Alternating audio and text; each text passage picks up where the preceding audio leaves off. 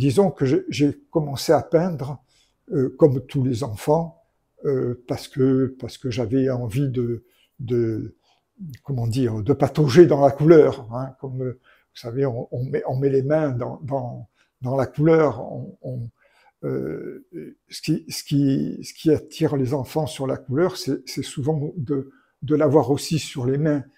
Euh, et d'ailleurs, ils aiment bien se badigeonner hein, quand ils sont tout petits. J'ai peint sans vouloir construire une œuvre. Dès le départ, c'est une relation, comment dire, matérielle. Euh, j'ai même refusé d'aller dans une école d'art quand, en je sais plus quelle année, mais enfin bon, j'avais 16 ans, euh, au bout de 2 années de fréquentation de la Villa Thiol, le directeur, qui était Édouard Fer à l'époque, m'a proposé de m'inscrire aux arts décoratifs simplement parce que il m'a dit je montre votre travail de ces 2 années et j'ai pas besoin de passer de concours, quoi. J'étais admis d'office, disons. Et moi, je lui ai dit que je ne voulais pas passer ma vie à peindre des pommes pour décorer les salles à manger, parce qu'évidemment, à l'époque, c'était Cézanne, Renoir, notre modèle, quoi. Et je ne concevais pas, euh, disons, la peinture comme un métier. Il y avait des peintres, mais c'était ceux qui étaient dans le musée, c'était parce que, je ne sais pas pourquoi, c'était pas un métier pour moi, c'était des gens qui étaient choisis, je ne sais pas comment, et qui par naissance, disons, étaient des grands peintres, voilà. J'ai beaucoup travaillé avec les enfants d'ailleurs, et j'ai une période de mon travail où je me suis appliqué à prendre chez les enfants, mais alors les enfants disons, avant 8-9 ans, quoi, de manière à ce que ça soit de la peinture pas, comment dire, pas formalisée, disons, hein, pas encore formalisée. Et je prenais les dessins qui étaient faits sur des A4 en général, hein, dans les classes, et ce qui m'intéressait, souvent je demandais d'ailleurs aux enfants, c'est quoi que tu as fait là, parce que c'était pas forcément lisible totalement, et, et j'ai découvert que il se passait dans ces dessins des choses euh, que qu'on ne percevait pas au premier, qui étaient évidentes quand il nous disait ça c'est une pomme, mais en fait moi je croyais que c'était une guitare, quoi. Bon, mais donc il y avait tout un comment dire le visage était fait par un rond avec deux points et une barre. Et, et, et donc, j'ai décrypté toute cette peinture comme étant plutôt une écriture, que, en fait, le premier geste de figuration, c'était déjà une écriture avant d'être un dessin. Et, mais j'ai fait donc tout un travail en reproduisant en grand format à, à la gouache ou à l'encre, enfin ça dépendait, des dessins d'enfants que je faisais faire souvent en étant présent, et je demandais d'ailleurs, c'est parti surtout avec mes petits-enfants, et ma petite fille par exemple, un jour je lui disais, c'est quoi ces points que tu as fait, ces points rouges qui font un cercle comme un arc-en-ciel, mais tous rouges, donc c'était pas un arc-en-ciel. au-dessus d'un arbre, et elle me disait, tu vois bien? Ah, j'ai dit oui, je vois. Et il me dit, oui, oui, il pleut. Bon. Alors, je dis, oui, oui, ah oui, je vois, il pleut. Et justement, là, il y avait un truc, un rond avec une barre, et puis, enfin, plusieurs fois, assez gros, et puis un truc noir au centre du rond.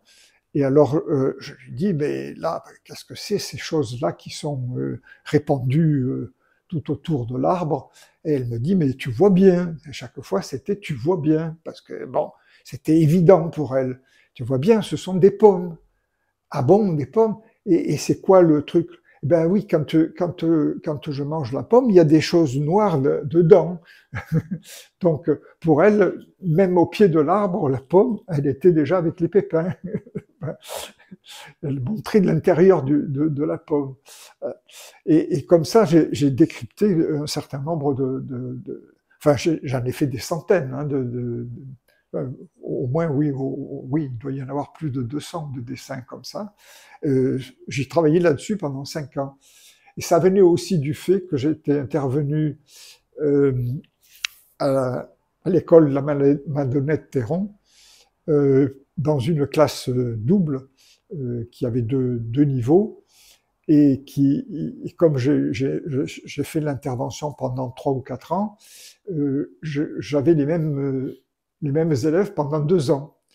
Ce qui était donc une après-midi par semaine, je passais mon après-midi dans la classe et j'intervenais pendant 1 heure et demie complètement avec eux en leur faisant faire des choses.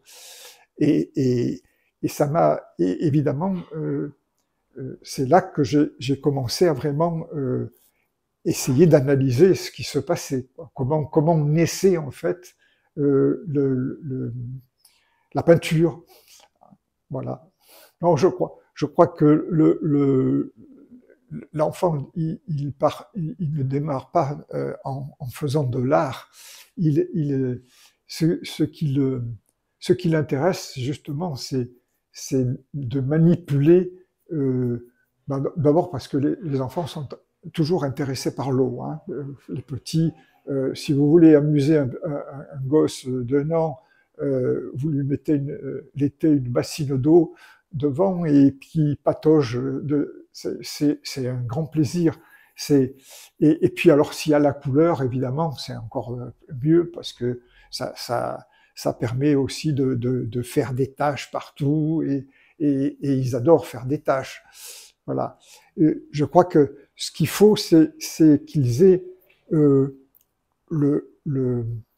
fait que ça laisse des traces. Voilà. Et à partir de là, quand ils veulent dessiner, moi, mes petits-enfants ont commencé en me disant apprends-moi à faire le bonhomme. Quand je leur disais fais le bonhomme, ben oui, apprends-moi comment on dessine. Bon, mais je disais mais non, mais tu sais dessiner. Hein. Alors fais-le et après on en parle. Voilà. Et alors, par exemple, une fois,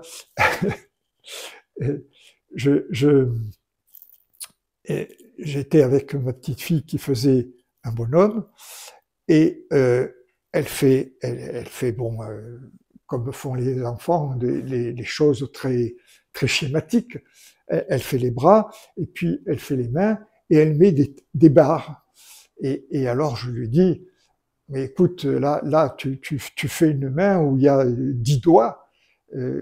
Quand tu sais combien tu as de doigts? Alors elle me dit oui. Alors elle me dit oui, j'ai 5 doigts. Elle compte 1, 2, 3, 4, 5, c'est 5 doigts. Je dis oui. Et alors pourquoi tu as en fait là? Oh, elle me dit quand j'ai fait les cheveux, tu m'as pas dit de compter les cheveux. Et, évidemment, elle avait fait des cheveux avec une dizaine de barres, quoi, comme ça, qui partaient de la tête. Et voilà. Alors, les mains, c'est pareil, hein, on fait des doigts. Il y a des doigts, on fait des doigts. Voilà.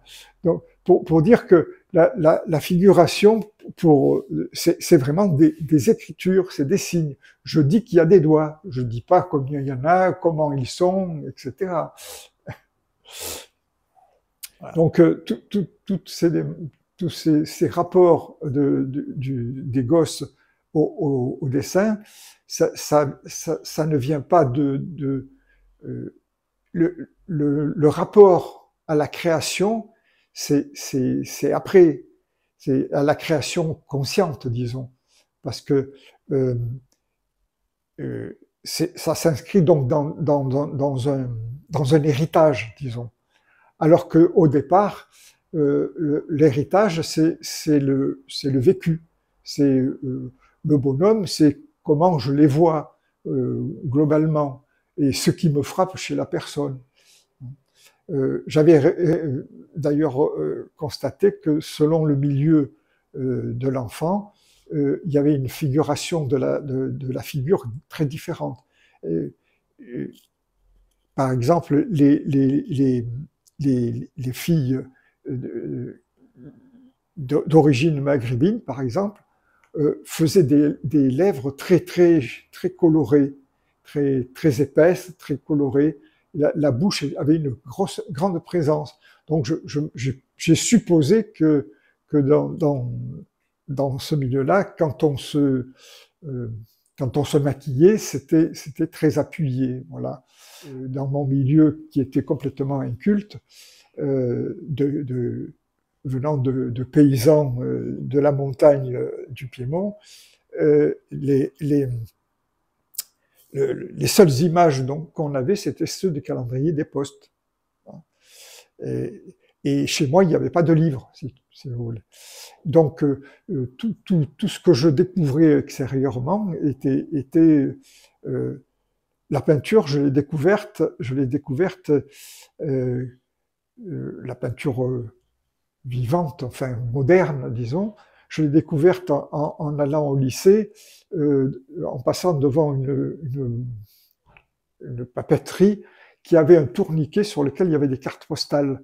Et il y avait des cartes postales de tableaux d'artistes.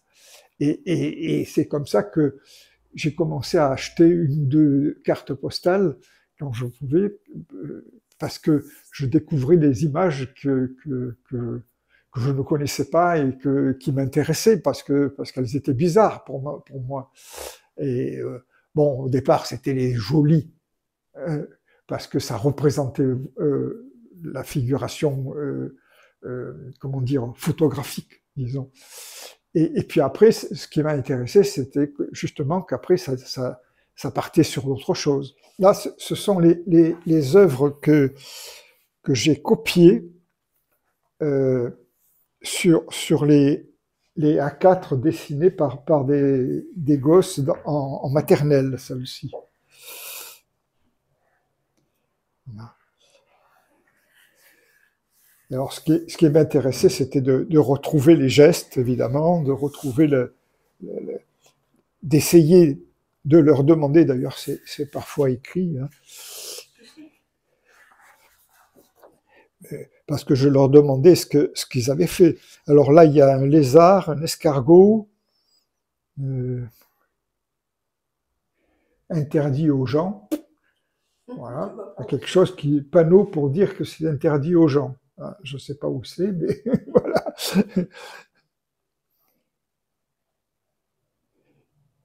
Qui joue au foot. Ah, ça c'était mon petit-fils Armand à 5 ans. Alors il y avait des gens qui jouaient au foot et que c'était interdit. Je ne sais pas, oui, ça c'est sans doute les gens qui jouent au foot. Bon, voilà. Et c'est quand même une expression pratiquement abstraite. C'est vraiment des signes qui pour lui voulaient dire ça. Là, je ne sais pas si c'était le gardien de but ou je ne sais pas. Il me l'a peut-être dit à l'époque, mais bon. Là, il y a un dragon. Je ne sais pas. Ah oui, ça c'est une chenille qui tire la langue. Voilà. Ça, je ne sais pas ce que c'est. Hein. Il me l'a sans doute dit à l'époque, je n'ai pas noté. Alors, voilà.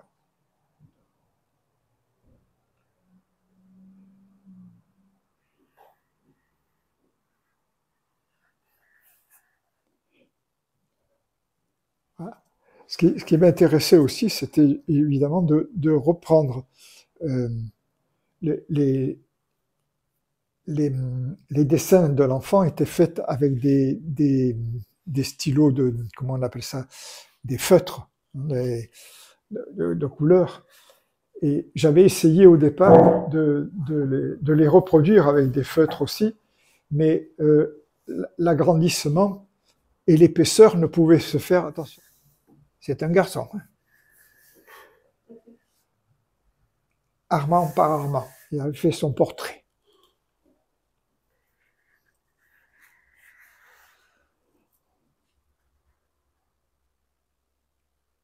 Il s'appelle Armand comme mon copain Armand qui habitait juste en face là-bas.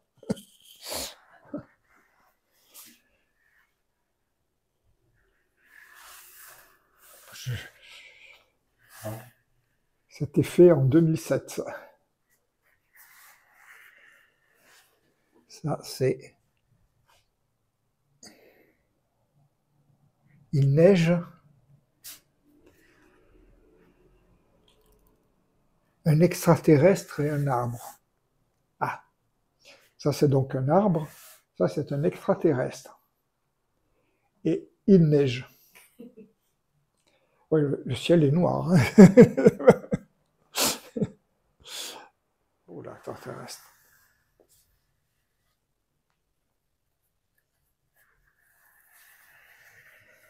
Ça aussi c'est plein de...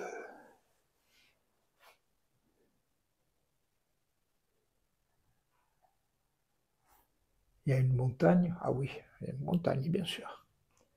Il y a un loup, un kangourou, un chien, un bonhomme sur un caillou. Ça doit être le caillou, et le bonhomme, il est là. Il vole. Il est sur le caillou, donc il est haut. Il écrivait son nom, hein. C'est tout ce qu'il savait écrire, d'ailleurs, je crois, à l'époque. Vraiment, ça. Papa Noël, la nuit étoilée. Ça c'est grand-père fait du ski. Parce qu'il ne m'a jamais vu faire du ski, mais on lui avait dit qu'on avait été faire du ski. Alors là, c'est sans doute moi qui suis en train de faire du ski. Vu par mon petit-fils. Puis il y en a d'autres qui font du ski aussi. Hein. Il y a une maison, évidemment, parce que... Puis il y a un soleil qui est quand même beau. Hein. Et les couleurs, évidemment, ne répondent jamais à la réalité. Enfin, c'est une des choses permanentes dans les dessins d'enfants que j'ai remarqué, c'est que ils ne sont pas fidèles aux couleurs. Ce qui les intéresse dans la couleur, c'est justement qu'il y a né de la couleur et que ça se varie, que ça claque un peu, quoi, que ça, les couleurs pures les intéressent beaucoup. Alors là, je suis tout bleu, les skis sont violets. Bon, pourquoi? Bon, allez savoir. L'important, c'est que ça claque, que ça marque.